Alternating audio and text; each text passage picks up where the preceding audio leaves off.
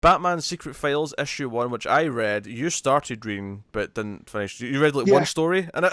I read the Tom King story. I got halfway through the second one and went, okay, I'll read this later. So this is an anthology book, so it's all short stories, Hmm. and some notable creators. I'll say them as I'm going here. Not all the title pages at the start of the bookstore, so I might have to wait till the end of the story to tell you. Yeah, The first one though is Tom King and Mikel Janin, so obviously the art is gorgeous. And this fantastic. is a simple little story about Superman. He found in the Phantom Zone some platinum kryptonite, and platinum kryptonite will give a human Superman's powers. It'll give them Kryptonian geology, I guess. Right. Which uh, used to be the silver or kryptonite, I want to genealogy. I said say. geology. It's not geology. Yeah. Genealogy. And he leaves it for him. Batman doesn't take it right away. He just has to touch it. And he has this sort of brief kind of flash of what might happen if he has heat vision. And he's got the Joker, and Joker's got like a hostage at gunpoint, and Batman's eyes light up like heat vision style. And he squeezes his hands so tight that he hurts his knuckles. And it's this pain of it's basically the question of like, is he enough on his own, and should he take the power if it's offered? Is kind of thing. It's not Okay. even answering it. It's just posing that question. So I didn't even take that part into account. I thought this was kind of more of a what if. Like even the Superman finding the silver krypton or the platinum kryptonite. It makes so much more sense now that that was a thought in his head and him squeezing his hand. Oh sure, Wow. yeah. Because it's all Yeah. tinted red, so it's not like Yeah. it's clearly I, made different. see, I thought that was a him like a jump forward, you know? All right, no, I thought that Yeah. was him considering Um, what would happen no, if I think yeah you're right yeah. and completely changed how I read it because this kind of story kind of made me upset. I was like, why are you introducing platinum kryptonite? Like this feels just like a throwaway story, like a what if. And then I got to the next story. I was like, oh, that's exactly what it is. But no, this fits into the overall can't like the overall King Batman story. Yeah, because the last thing he says to Alfred after he drops Am I the enough? cup, Alfred, am I enough? It's that existential dread that he's, no matter how hard he Uh, tries, he's never going to be enough. You can even argue that the Superman giving him the kryptonite itself is even not real. Like it's just a thought he's having. yeah. I don't think it is. I think it is there, but like you could argue that, and it's just him thinking about, could I do more with Superman's powers? But at the same time, is it dangerous? Like, could I handle those powers? Am I as good as Clark? Can I actually deal with the temptation to use them in the right way?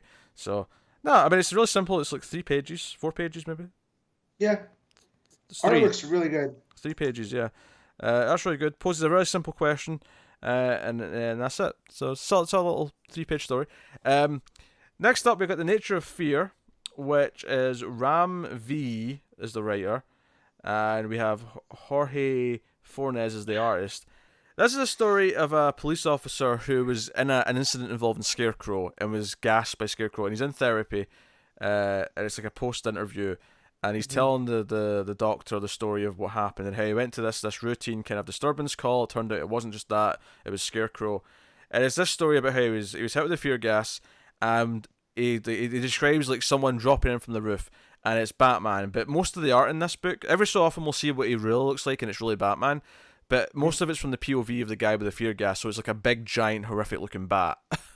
And it's this idea Very that reminiscent of what the Scarecrow saw in Batman Begins. kinda, yeah. But Yeah. this is almost It was man like bat a esque looking yeah, kind of like thing. a bat demon. So and he's pulling him out, and he's basically rescuing this cop, and he's telling the cop, like, don't imagine there's hope at the end of the tunnel because that's how fear gets you. You just have to accept that it's always going to be bad and it's always going to be scary, and you just have to cope with it. Um, and there's like a noise from the next room for when he's getting interviewed, or when he's in the hospital. And the twist is that it's really him next door, and he actually is still in his own head, and he's still terrified, and that he's not scared of Scarecrow anymore, but the fear's still there. And it's I kind of liked reading this one. I liked kind of the overall theme of it. I'm not sure if the final point kind of lands home for me that well. Like Okay. I'm not sure if it's saying that Batman, because he also deals in fear, he couldn't help this person get over fear, and therefore he is now, the gas is still working, so he's terrified of Batman now instead. Or is it just this idea that he's so terrified that Batman, the hero who they all look up to, if they're looking up to him and he deals in this dark place, then there truly is no hope and we're all screwed. Which he kind of says at one point, but I'm not sure exactly what it's saying at the end. I'm a little conflicted upon the message. Yeah, that sounds. I do think it's relatively well told though, and it's got a good little atmosphere as it's going through its story. So, and I like the art as well. Actually, the art's very it's almost Lark looking at times. The way the guy draws the. Sometimes, yeah, the coloring's a little bit different than Lark. That's true, yeah. So it doesn't feel just like Lark, but yeah, from what I flipped through, the art was pretty decent. Yeah. Because that demon bat looks cool. Like, that's a great design. Yeah. So yeah, I mean, the twist is basically the fear gas has still got him. He's not over it. He's still right. This is the tragedy of going through this. So then we have the next story. The title page at the end. So bear with me. This is a story about a Wayne Tech drone that has been bought by a villain. Because Batman goes to a crime scene with Gordon, and some gangsters have all been shot dead. And they're trying to look for the killer, and Batman finds this witness, and she says it was a machine with a Wayne Enterprises logo on it. And he goes to confront Lucius. And I wasn't a big fan of this story. I thought this was kind of weird, this one. Mainly because I thought the confrontation with Lucius was kind of hostile between both of them. It was like they were arguing about like how culpable Lucius is in all this, and what he should be doing, and I don't know, it felt kind of off to me, and I didn't really appreciate it. But they shut down the drone remotely. They have a back door into it before it gets to the witness who it's going to kill for being a witness, and that's basically the whole story. I'll say the art made Lucius. He looked kind of like Gus Fring from Better Call Saul and Breaking Bad in one of the panels, and it really it's not a bad take. Stuck out to me. That was He can't always be Morgan Freeman. Of course right? Not. Yeah. This was Cheryl Lynn Eaton writing and Elena Casagrande on the art. I wasn't fond of this one. This one was kind of murky to me. And the Batman's dialogue was a bit overwritten. Like when he was interviewing the witness, it was kind of a bit much. And who wrote this one? This was Cheryl Lynn Eaton. I'm not sure who that is. I've never really heard of her. Yeah. The next story is Batman in He's heard that there's a monster attacking up in the mountains in Gotham. So it's up in the snowy landscape. So it's Batman in a cabin up in the snow, and he's going hunting for this monster, and he thinks it's maybe Man-Bat. There's been rough reports of a monster attacking people. He doesn't know who it is. He thinks it's Man-Bat. So he's there on his own. So here's the weird thing, though. I actually really like the setting of this story, and I like the idea of him being up in this cabin on his own, like hunting. He's got like a bow and arrow. It's just very Oliver Queen almost, But he has some weird narration early on that really kind of threw me for a loop. He says let me just read the exact dialogue. He's like, something covered in here, something remarkably large, blah, blah, blah. I can handle large, but what I can't handle is how damn lonely it is up here. Alfred says I could use some alone time. Truth is, I'm not a fan of it myself. Batman's not a fan of being... Batman, that's an imposter. Yeah, Batman's not a fan of being alone? What? What? That's like his thing. Batman loves being alone. He's a loner. And he's got like a non-kill. He's got like a ski mask that doesn't have a kill, but he's got the rest of the bat suit on. It's kind of weird when he's out in the snow. Like I could see Oliver Queen saying that, right? Because he's always surrounded by people. But Batman, that's just a false statement because that dude loves to be in the Batcave by himself. Like he gets mad when Alfred bothers him. I mean, you could argue that this is more of an existential thing, and it's just what he really feels, even though he always lets on that he's happy being alone. But basically, there's never actually a monster. Like he hears creaks in the night. He thinks he sees things. He shoots at something at one point with his bow and arrow, and it ends up in a deer. And yeah, it just kind of ends there. And what's weird is Jordi Belair wrote this, and yeah, who's usually a writer or artist. Does both. She does both, but. Yeah. Okay. Yeah, I wasn't feeling this one as much as I thought I would, but because when it started, I thought, oh, this is cool. It's a snowy set, and he's in the woods on his own, hunting a beast. Like this could be something. I wasn't feeling it. Jill Thompson did the art, and that's okay.